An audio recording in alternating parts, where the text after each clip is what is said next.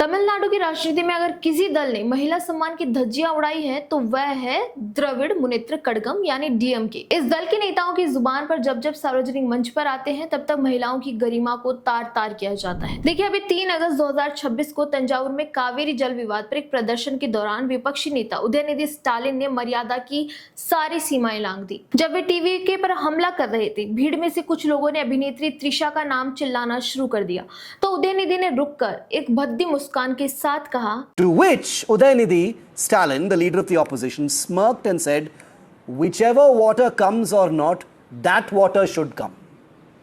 Then after a telling pause and another smirk, he says, I meant the Kaveri. कि चाहे पानी कहीं और पहुंचे या ना पहुंचे, वहां जरूर पहुंचना चाहिए।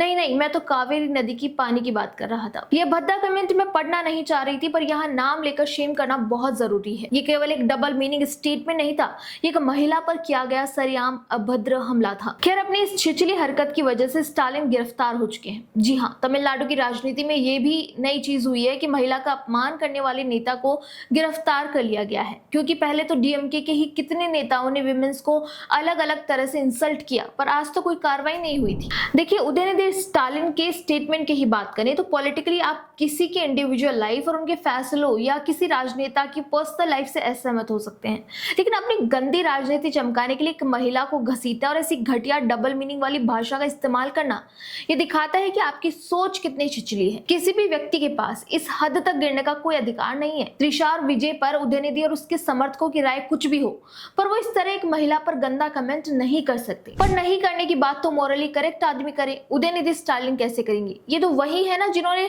करोड़ों लोगों की आस्था सनातन धर्म को खत्म करने और उसकी तुलना डेंगू मलेरिया से करने की बात कही थी। अब वास्तविकता के साथ जाइए। उदयनिधि की बयानबाजी और घमंड का नतीजा है कि उनके पिताजी एमके स्टालिन न केवल चुनाव हार चुके हैं, बल्कि सिटिंग सीएम के रूप में अपनी खुद की सीट भी नहीं बचा पाए। जब राज्य की जनता ने आपकी नीतियों, आपके अहंकार को नकार दिया, तो बेहतर होगा कि आप अपनी हद में रहें और ऐसी सड़क छाप भाषा बोलना बंद करें। राजनीतिक जमीन खिसक चुकी है, लेकिन आपकी बयानबाजी का स्तर लगातार गिरता ही जा रहा है। लेकिन सच तो यह है ना कि डीएमके का इतिहास ही महिला विरोधी रवैये से भरा पड़ा है। जरा डीएमके के इन बड़े चेहरों के बयानों का इतिहास देखिए। 2021 के चुनाव प्रचार में पूर्व केंद्रीय मंत्री ए राजा ने राज्य के तत्कालीन मुख्यमंत्री की दिवंगत माताजी के खिलाफ अश्लील और अमर्यादित भाषा का यूज किया था। चुनाव आयोग को खुद संज्ञान लेकर उन पर 48 घंटे का बैन लगाना पड़ा। डीएमके के प्रचार सचिव लियोनी ने चुनावी रैलियों में महिलाओं की शारीरिक बनावट को लेकर सरेआम बॉडी शेमिंग की और अभद्र तुलनाएं करते हुए कहा था कि महिलाओं के कूड़े बैरल जैसे होते जा रहे हैं, जिसके लिए उनके खिलाफ एफआईआर भी दर्ज हुई थी। 2022 में डीएमके के ही नेता सेदाई सादिक ने एक पब्लिक इवेंट में महिला नेताओं और अभिनेत्रियों जैसे खुशबू सुंदर, नमिता, गौतमी आदि के खिलाफ अमर्यादित और आपत्तिजनक शब्दावली का यूज करते हुए आइटम तक कह दिया था। डीएमके सांसद दयानिधि मारन ने कहा था कि उत्तर भारत में महिलाओं का काम रसोई और बच्चे संभालना है, जिसके बाद टीकेएस एलंगोवन ने उनका बचाव भी किया था। तो महिलाओं की सामाजिक भूमिका से लेकर उत्तर भारत की महिलाओं तक जब भी अवसर मिला, डीएमके के नेताओं ने जेंडर एंड कल्चरल बायस से भरे तीखे और विवादित बयान दिए हैं। ये कोई अनजाने में हुई गलती नहीं है, ये डीएमके की राजनीतिक संस्कृति का हिस्सा बन चुका है।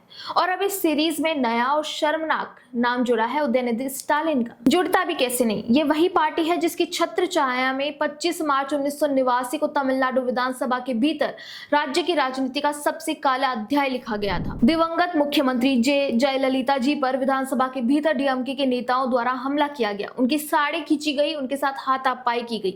उस दिन बिखरे बालों और फटी साड़ी के साथ विधानसभा से बाहर आते हुए जयललिता जी ने जो प्रतिज्ञा ली थी, उससे डीएमके के महिला विरोधी चेहरे को पूरे देश के सामने बेनकाब किया था। विधानसभा से लेकर सड़क की रैलियों तक डीएमके की राजनीति हमेशा से महिलाओं के कैरेक्टर असैसिनेशन पर टिकी रही। सालों साल डीएमके की सरकारें ऐसे महिला अपराधियों को संरक्षण देती रही और मूक दर्शक बनी रही। लेकिन अब तमिलनाडु में बदलाव दिखाई दिया है, क्योंकि उदयनिधि स्टालिन के इस अश्लील बयान के बाद राज्य भर में जनाक्रोश भड़का।